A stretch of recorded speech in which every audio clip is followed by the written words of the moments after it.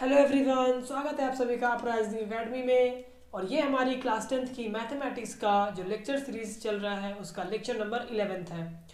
पिछले लेक्चर में मैंने प्रूफ किया था √3 कैसे अपरिमेय संख्या है, और 5 माइनस √3 और 2√3 ये तीनों 2√3 है, शायद 3√2 था। ये तीनों कैसे अपरिमेय संख्या है ये हमने प्रूफ किया था। ओके, मैंने दो क्वेश्चंस आपको खुद से करने के लिए दिए थे। आई होप आप लोगों ने वो कर लिया होगा। इस लेक्चर में हम लोग बात करने वाले हैं 2 या 3 और एग्जांपल्स की, है ना। पहला एग्जांपल अगर हम लोग देखें तो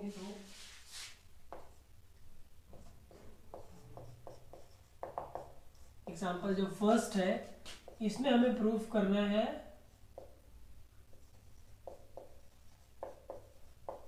दिखाइए कि 5 प्लस 2√3 ये संख्या है। इसको हमें दिखाना है कि ये परिमेय है, अपरिमेय है।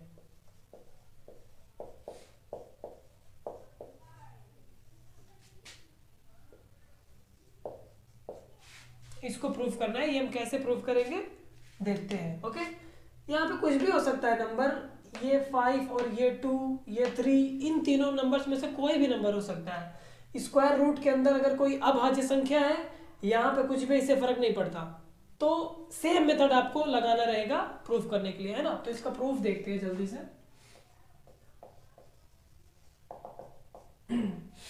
वही अपनी पुरानी ट्रिक अपनाएंगे, है ना। यदि संभव है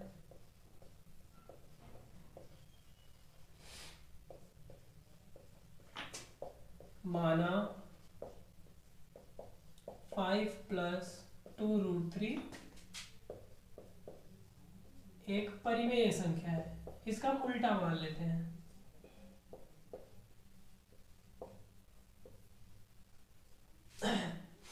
है ना, ये उल्टा मान लिया।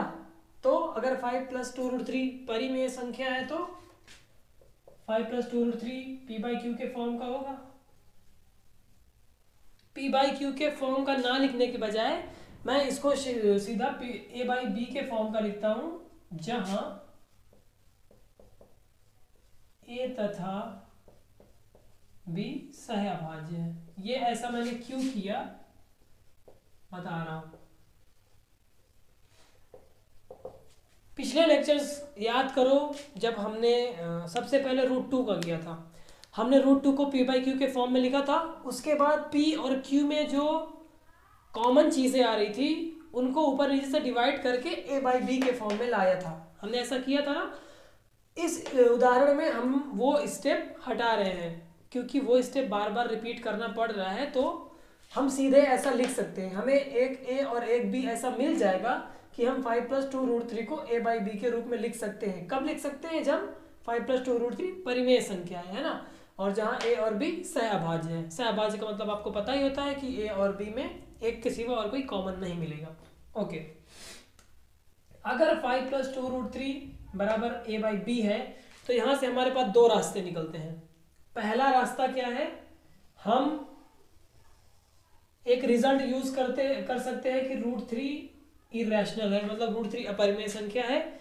ये हमने प्रूफ कर चुके हैं हम लोग। तो इसका या तो यूज करके करें, या तो हम लोग बिना इसके यूज करें, फ्रीली करें, जैसे हम लोग √2 को प्रूफ करते थे। तो मैं दोनों केस आपको बता रहा हूँ। पहला तरीका क्या है इसको प्रूफ करने का, और यहाँ पे बता दूंगा मैं दूसरा तरीका क्या है। पहले तरीके में हम लोग √3 की अपरिमेय होने की कंडीशन का इस्तेमाल करेंगे। तो ओके, 5 प्लस 2√3 बराबर a/b है, तो इसको रीअरेंज करो।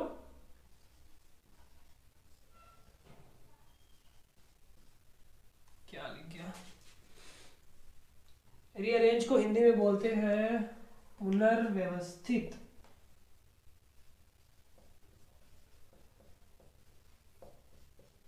पुनर्व्यवस्थित करने पर हम 2√3 को उधर ले जा रहे हैं, a/b को इधर ले आ रहे हैं। ठीक, क्या बन जाएगा? 5 माइनस a/b बराबर 2√3। अब इस 2 को पक्षांतर कर दो नीचे, इधर गुणे में है तो इधर बटे में आ जाएगा। 5 के बटे में भी 2 और a के बटे में भी 2, ये हो गया √3। इसको नाम दे दो इक्वेशन 1।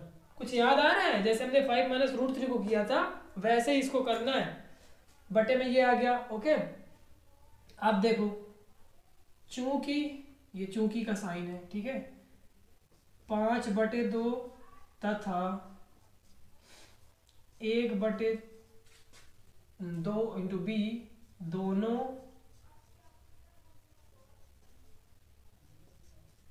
परिमेय संख्याएं हैं। क्यों है? क्योंकि p बाई क्यू के फॉर्म में लिखी हुई है ना। कोई भी संख्या जिसको हम p बाई क्यू के फॉर्म में लिख सकते हैं परिमेय संख्या कहलाती है। दोनों परिमेय संख्याएं हैं, इसलिए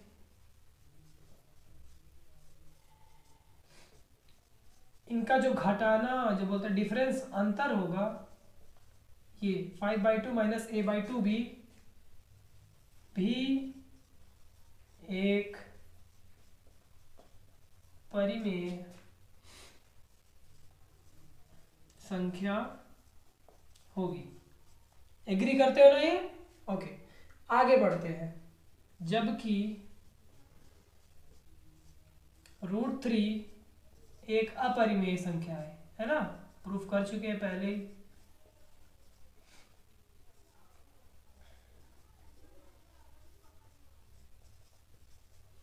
आप देखो इस इक्वेशन में बायां पक्ष जो है लेफ्ट हैंड साइड वो एक परिमेय संख्या आ रही है और जो दायां पक्ष है वो एक अपरिमेय संख्या आ रही है। किसी भी समीकरण में अगर दायां पक्ष बराबर बायां पक्ष ना हो तो उस समीकरण का कोई मतलब नहीं होता, वो समीकरण एकदम गलत है। तो यहाँ पे हमें बायां पक्ष दायां पक्ष बराबर नहीं मिल रहा है, तो इसका एक ही मतलब हुआ, अतः समीकरण या कथन सत्य नहीं है ना। सत्य नहीं है क्यों? क्योंकि इसके सत्य होने के लिए हमें √3 की जो अपरिमेयता है वो बाधित हो रही है। अगर √3 अपरिमेय है तो इस साइड को भी अपरिमेय होना पड़ेगा, है ना। सत्य नहीं है, इसलिए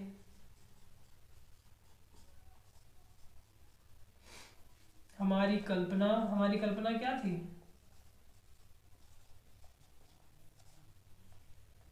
5 + 2√3 परिमेय है त्रुटिपूर्ण है।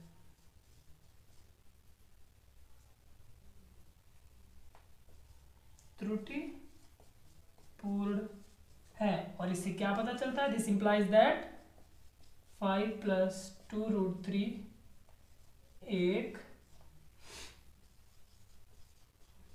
अपरिमेय संख्या है।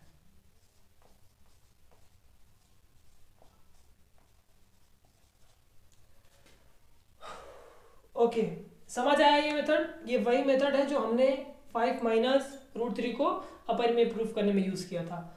अब दूसरा मेथड हम क्या करने वाले हैं? जब हमने √2 और √3 को अपरिमेय प्रूफ किया वहां पे जो मेथड हमने लगाया वो यहाँ पे लगाने वाले हैं, ठीक है। दूसरे मेथड में हम सेम माना हुआ है पहले से ही हमने ना कि 5 + √3 एक परिमेय संख्या है। अब आगे बढ़ते हैं। 5 + 2√3 को a/b के रूप में लिख लिया है ना। इसको हम लोग पुनर्व्यवस्थित करें तो, पुनर्व्यवस्थित ना करें, सीधे दोनों पक्षों का वर्ग कर दे तो दोनों पक्षों का वर्ग करने पर देखो क्या मिलेगा। इधर अगर वर्ग कर दिया तो 5 + 2√3 का स्क्वायर बन गया और उधर a² / b² बन गया।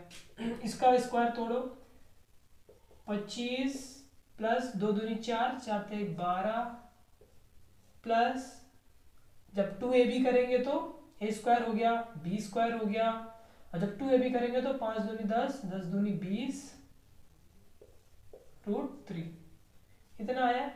और ये बराबर का आएगा a² / b²। इनको दोनों को जोड़ लेते हैं, 25 और 12 जुड़ेगा तो 37 हो गया, प्लस 20 √3, ये ऐसे हो गया। b² को इधर लाओ, b² = a², इतना आ गया। आया ना। इस पूरी क्वांटिटी को हम लोग मान लेते हैं आर। आर न मानो, क्यू मानो। मान तो कुछ भी सकते हैं, मैं क्यू मानता हूँ। इसको अगर हम क्यू मान ले तो अपने को क्या मिलेगा, ए स्क्वायर जो बराबर हो जाएगा वो किसके हो जाएगा, क्यू इंटू बी स्क्वायर के। कितना आया। अब यहाँ पे लगाओ यूक्लिड विभाजन लेमा। उससे क्या पता चलता है, एक संख्या ए स्क्वायर है जिसको हम लोग क्यू से भाग दे रहे हैं, तो उस संख्या का जो रिमाइंडर आ रहा है वो 0 आ रहा है, और भाग जितनी बार गया वो है बी स्क्वायर। क्यू से ए स्क्वायर को भाग देने पर बी स्क्वायर टाइम्स भाग गया, और शेषफल जो आ रहा है वो 0 आ रहा है। तो इसका मतलब क्या हुआ, क्यू ए स्क्वायर को पूर्णतः विभाजित करता है।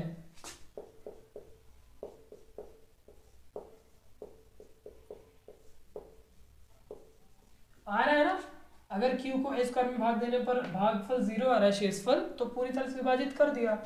अब ये कैसे आया, यूक्लिड विभाजन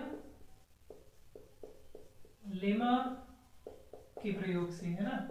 ये मैं पूरा नहीं लिख रहा हूं, आएगा ही नहीं। यूक्लिड विभाजन लेमा के प्रयोग से ये आया। अब हमने जो करी थी थ्योरम नंबर 2, उसमें क्या था, अगर p एक प्राइम नंबर है, अभाज्य संख्या है, और a स्क्वायर कोई प्राकृतिक संख्या है, तो अगर p a स्क्वायर को विभाजित करती है तो p a को भी विभाजित करेगी। यहाँ पे देखो, क्यों अगर a स्क्वायर को विभाजित करती है तो इसका क्या मतलब हुआ, प्रमेय 2 से क्या पता चलेगा, q a को भी विभाजित करेगा, है ना।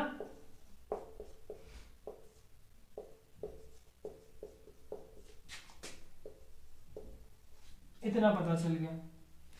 इसको नाम दे दो समीकरण नंबर 1। अब आगे बढ़ो। अगर Q A को विभाजित करता है तो A को Q टाइम्स C लिख सकते हैं यूक्लिड विभाजन लेमा का प्रयोग करके। दो संख्याएं हैं, A को Q टाइम्स C लिख सकते हैं और रिमाइंडर 0 आएगा। क्यों, क्योंकि पूरी तरह से विभाजित करता है। तो A बराबर QC आ गया। इसको समीकरण 2 नाम दे दो।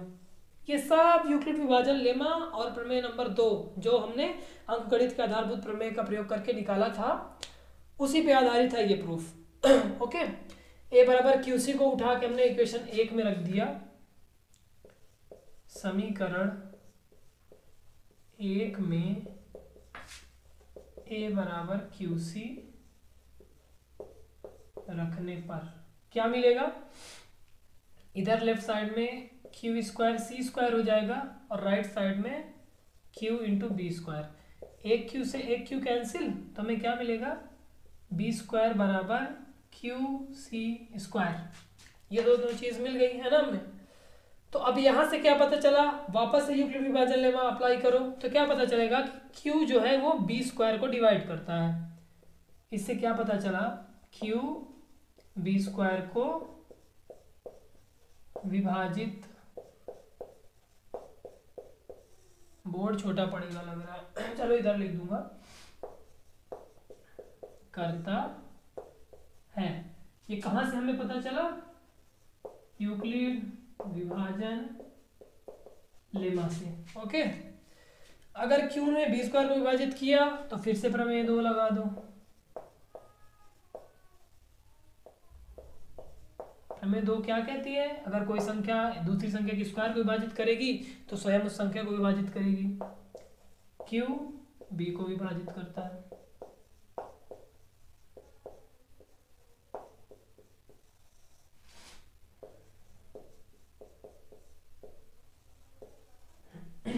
ओके, इस समीकरण से हमने देखा कि Q A को विभाजित कर रहा है। इस समीकरण से हमने देखा कि Q B को विभाजित कर रहा है। तो क्या आप इस बात से एग्री कर रहे हैं कि Q A और B दोनों में कॉमन गुणनखंड है। कोई संख्या A को विभाजित कर रही है और वही संख्या B को भी विभाजित कर रही है, तो इससे क्या पता चला, अतः वहां से नीचे से सीधे ऊपर आइएगा, यहाँ से सीधे ऊपर, क्यू ए तथा बी का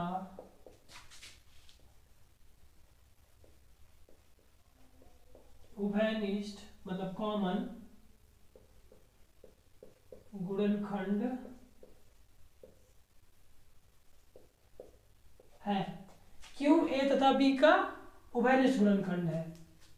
अब इससे क्या पता चल गया, हमने यहाँ पे माना था ए तथा बी सहअभाज्य है, मतलब ए और बी में कोई कॉमन गुणनखंड नहीं मिलता, लेकिन यहाँ पे क्या मिल गया, क्यू है ना, क्यू मिल गया। तो दिक्कत क्या हो गई ये देखो, अतः ए तथा बी सहअभाज्य नहीं है। ये हमें पता चल गया अगर क्यू ए और बी का कॉमन गुणनखंड है तो। अब सहअभाज्य नहीं है, ये तो गलत बात हो गई ना, जो कि सत्य नहीं है। क्यों सत्य नहीं है, क्योंकि हमने शुरू में मान लिया था ए और बी सहअभाज्य है। सत्य नहीं है। अब सत्य नहीं है, क्यों सत्य नहीं है, क्योंकि हमने जो माना था 5 + 2√3 परिमेय संख्या है, यही गलत था। अतः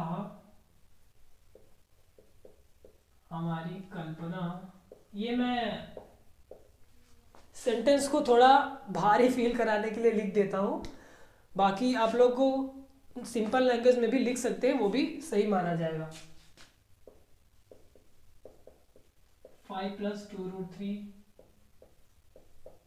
परिमेय है, ये कल्पना कैसी है, त्रुटिपूर्ण है।